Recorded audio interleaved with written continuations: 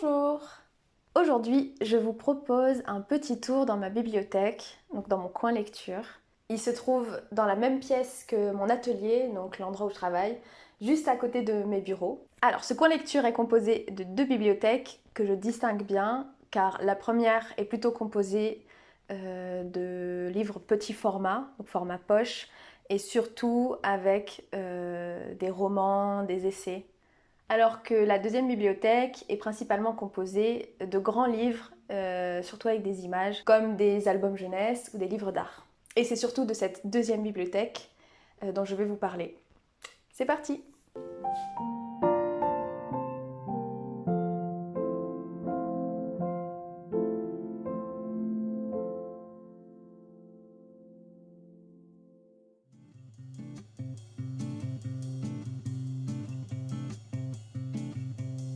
Ici, c'est un petit coin jeunesse que j'ai installé autour du sofa.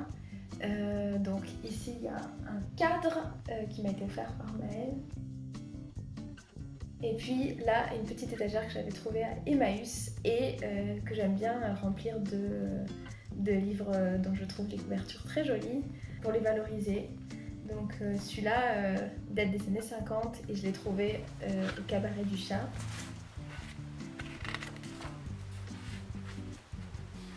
Tout comme celui-là.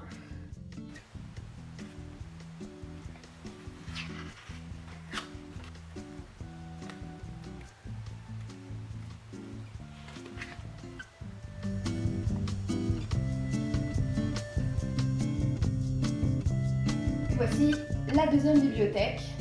Comme je disais, c'est la bibliothèque qui est composée surtout de livres à images, des albums jeunesse, des livres d'occasion, des livres de photos, des bandes dessinées. Donc ça, c'est un peu tout ce que je vais vous présenter et c'est ce qui nourrit mon travail. Alors ici, c'est des petits livres, notamment des J'aime lire. J'aime lire, c'est un magazine hebdomadaire, je crois. Non, c'est mensuel. Pour les enfants, avec toujours une histoire qui est écrite et illustrée, des jeux, des bandes dessinées. C'est notamment là-dedans qu'il y avait Tom Tom et Nana pour ceux qui sont de ma génération. Je les ai récupérés chez mes parents dans le sud de la France. J'ai récupéré ce qui me plaisait le plus quand j'étais enfant et qui m'inspire toujours aujourd'hui. Notamment L'Arbre et le Roi, c'est une de mes histoires préférées pour les illustrations comme pour l'histoire, parce qu'il y a certains J'aime lire qui ont des histoires que j'adore et des illustrations que j'aime bien, ou à l'inverse, des illustrations que j'adore et des textes que j'aime moins. Mais là, j'aime les deux. Ça a été illustré par Boiry. Je vais essayer de la montrer. Voilà, dans J'aime lire, il y a toujours un moment où, à la fin de l'histoire, on présente l'auteur, l'autrice et l'illustrateur, l'illustratrice. Voilà. Et donc je les garde précieusement avec moi parce que j'aime toujours me replonger dans les histoires que j'ai lues enfant et je voudrais surtout pas qu'ils soient jetés malencontreusement.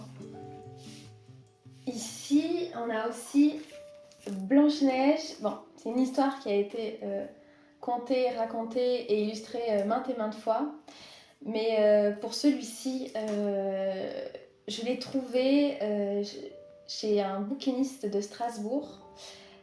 Par hasard, j'avais du temps à perdre une matinée en attendant que mon vélo soit réparé et je suis tombée donc sur ce Blanche-Neige. Et alors ce qu'il a d'exceptionnel, c'est que bon, déjà c'est un livre d'époque, donc il m'a coûté un peu cher. Il date des années 40, 1948. Et sa spécificité, c'est que c'est un livre pop-up et il est vraiment incroyable. Alors je vous montre un petit peu. Donc on a des illustrations en pleine page. Et puis il y a une petite languette qui nous permet de bouger, mais ça fait pas bouger qu'un seul élément, ça en fait bouger plein à la fois. Je connais pas trop le mécanisme qui est derrière tout ça, mais je trouve ça formidable. Et alors, ça marche encore mieux sur certaines illustrations, notamment celle-ci. La tête des animaux qui bougent, voilà, on a la tête du lapin, la queue de l'écureuil. Ça a vraiment été un coup de cœur, c'est pour ça que je me suis permis de dépenser 20 € pour un livre d'occasion.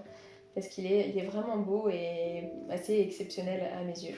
Alors si on veut continuer sur les livres d'occasion et pour enfants, j'en ai un qui est assez exceptionnel. c'est La maison de Barbie.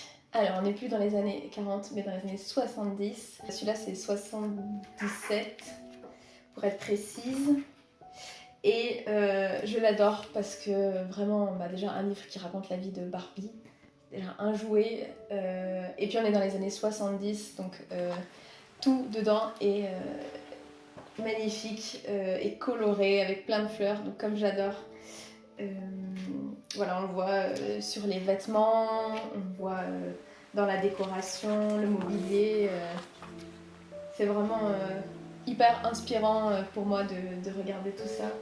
Et en même temps très divertissant parce que c'est assez drôle quoi, de voir. Alors on a comment faire des tampons à l'aide de patates grâce à Barbie. Voilà, donc l'histoire, j'avoue qu'elle est assez commune et plutôt inintéressante, mais juste le plaisir d'avoir des illustrations de Barbie et des années 70. Voilà, je l'adore. Alors, un autre livre qui n'a rien à voir, qui est ni d'occasion ni pour les enfants, c'est celui-ci, qui m'a été offert par ma sœur Céline. Je l'adore. Et alors lui, il y a zéro texte, c'est vraiment juste des images qui sont regroupées par thématique, par couleur, et c'est vraiment hyper inspirant. Vraiment, je m'y plonge assez régulièrement dedans parce que c'est tout un univers qui me parle avec des choses anciennes, avec des fleurs. Et alors, la particularité de ce livre qui le rend encore plus exceptionnel, c'est que c'est un livre de stickers, comme c'est écrit sur la couverture. Ce qui veut dire que chaque double page peut être décollée.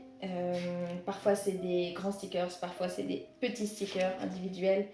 Et donc pour les gens qui font du scrapbooking ou qui aiment bien décorer leurs carnets, coller sur les ordinateurs, tout ça, je trouve ça excellent quoi. C'est juste merveilleux, je suis trop fan. Et ça c'est pas le premier volume, c'est le deuxième, et il y en a encore un autre parce que celui-ci c'est Imaginarium, donc on est dans un univers spécial, et il y en a un autre Bibliophilia.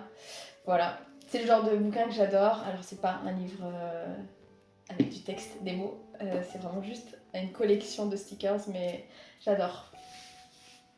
Pour la BD, j'ai deux BD / romans graphiques de David Sala.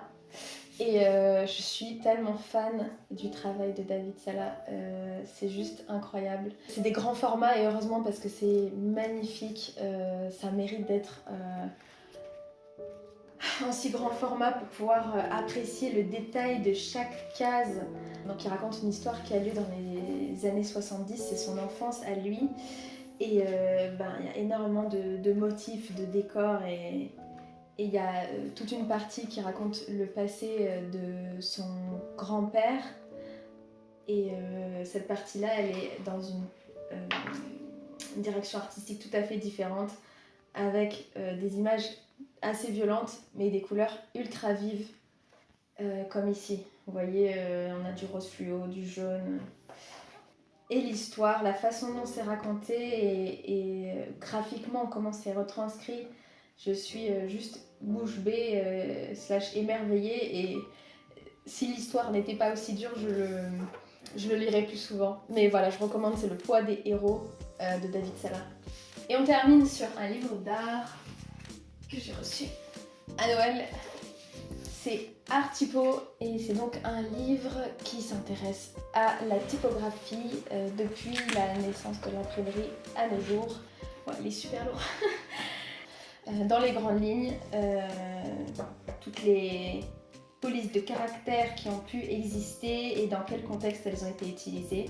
Hyper intéressant pour moi. Je le recommande aussi et j'aime bien m'y plonger de temps en temps. Voilà.